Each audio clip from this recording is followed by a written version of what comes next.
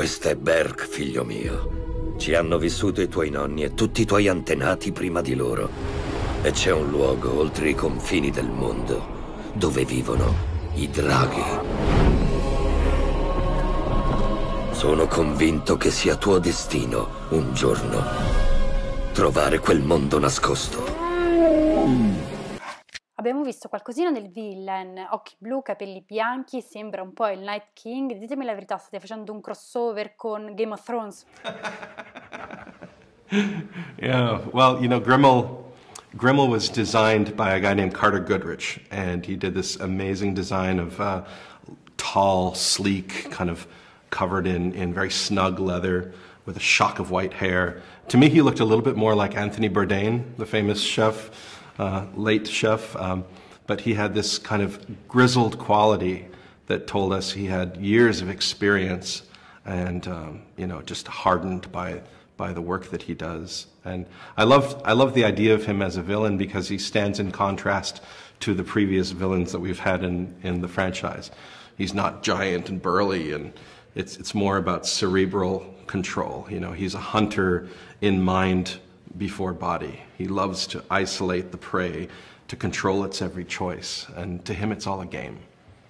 A proposito di draghi, quando due di loro si innamorano come in questo film, sono tutti felici oppure tutto diventa molto pericoloso?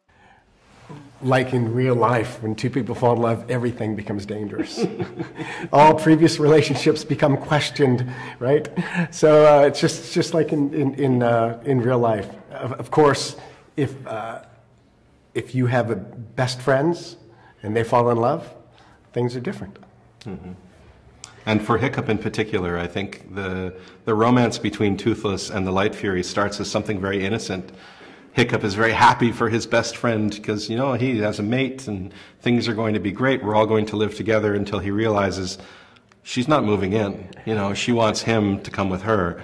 And so it becomes this conflict that started in innocence and becomes a real driving conflict for Hiccup until he has to face what his real problem is.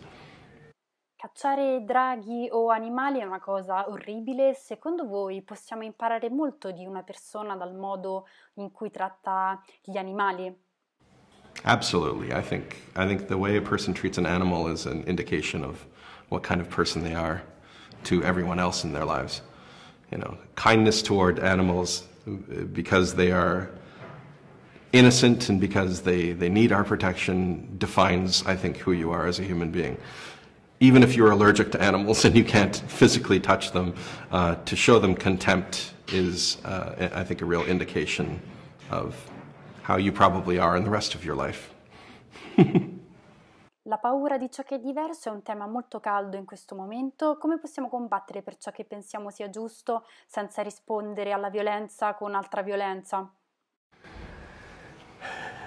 I think, you know, I don't know. Ultimately, in the movie, I think that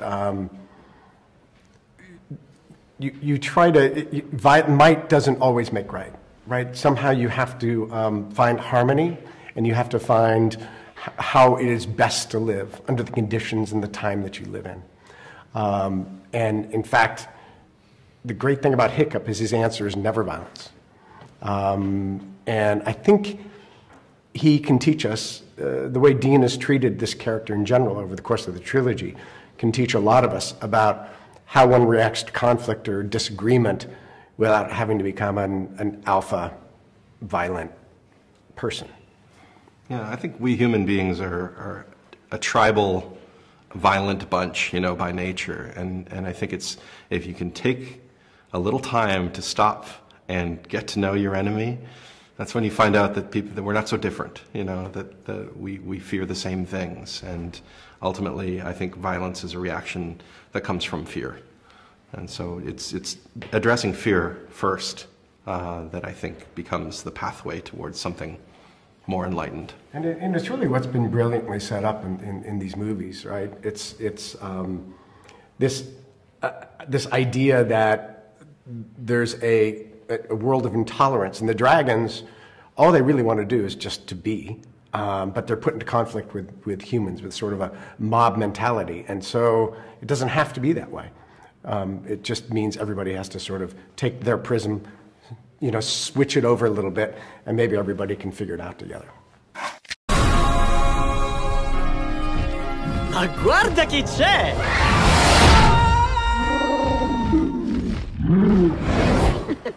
Non una parola.